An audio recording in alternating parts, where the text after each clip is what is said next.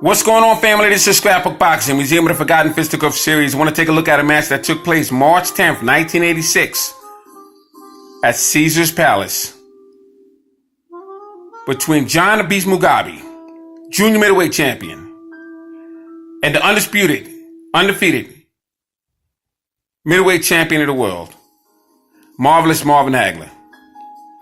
Now, Marvin Hagler at this point lost 2 fights, and he would have 2 draws. But he was undefeated as middleweight champion of the world. And he was looking to face John the Beast Mugabe. March 10th, 1986. John the Beast Mugabe was born March 4th, 1960 in Uganda. He stood 6 foot tall and weighed 156 pounds and had a 74-inch reach. He had a boxing record of 50 total bouts, 42 wins, 39 knockouts, 7 losses with 1 draw. Now, he was involved in the 1980 Moscow Olympic Games as a silver medalist, junior welterweight division. 1978 All-African Games in Algeria, junior welterweight champion, bronze medalist. He fought Frank the Animal Fletcher.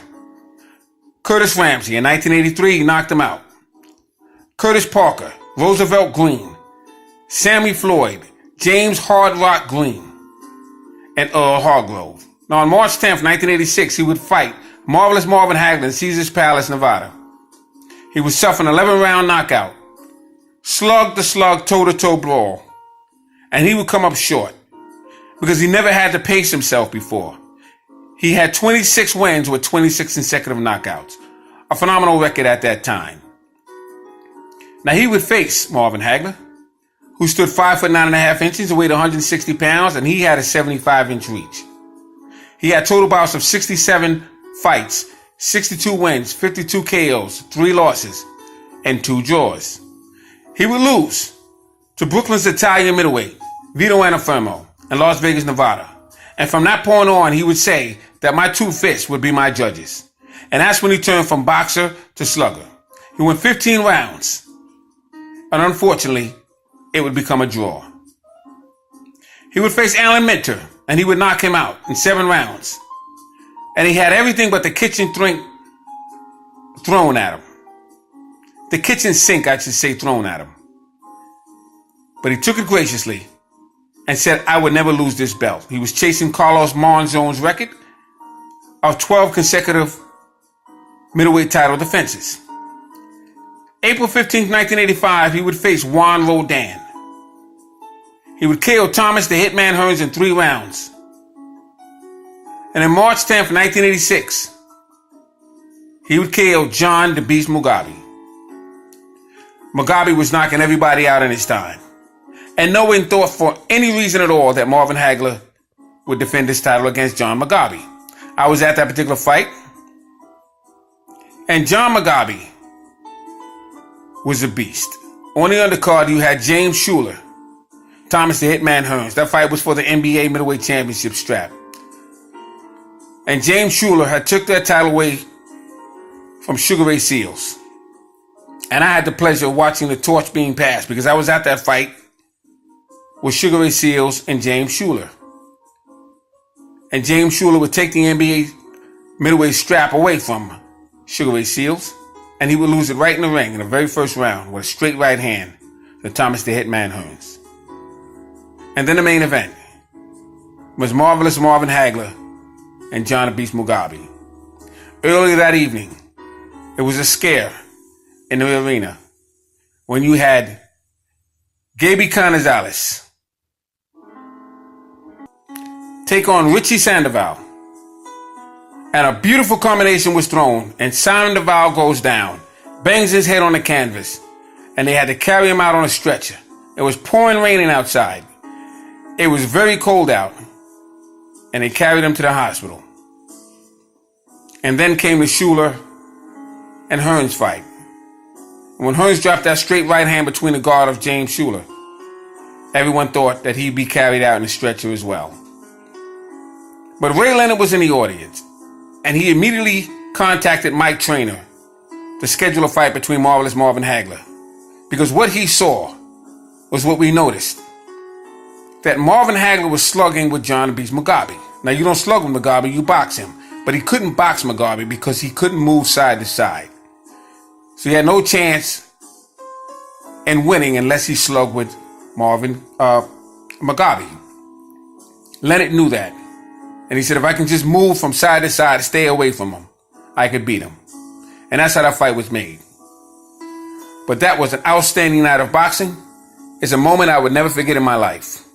It was a phenomenal fight between two gladiators. Marvelous Marvin Hagler. He was 31 years of age at the time, weighed 160, and stood 5 foot 9.5 inches that had a 75-inch reach. And in the case of John the Beast Mugabe, he was 25 years of age. He weighed 160 and stood 5 foot 8.5 inches and had a 74-inch reach. He was a smaller man, but he was a stronger opponent.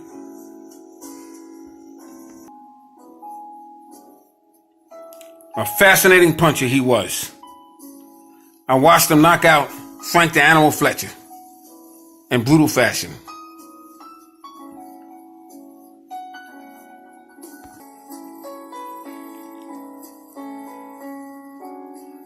It was a night that I would never forget. Fantastic fight that year, 1986. And like I said, on the undercard, you had Thomas Hearns knocking out James Black and Gold Schuler. And on that undercard, as you can see here, bantamweight title, Gaby Canizales knocks out Richie Sandoval in the seventh round and wins the WBA title. And Sandoval was rushed to the hospital.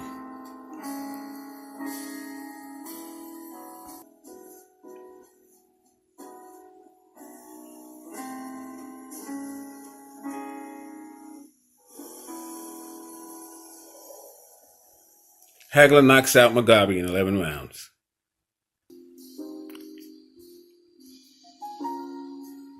Salute to Marvelous Marvin Hagler. Salute to John the Beast Mugabe. This is when boxing was boxing. And you couldn't wait to see who the next opponent would be. But you knew it would be a fight. All great fights and all great fighters will never be forgotten on my channel.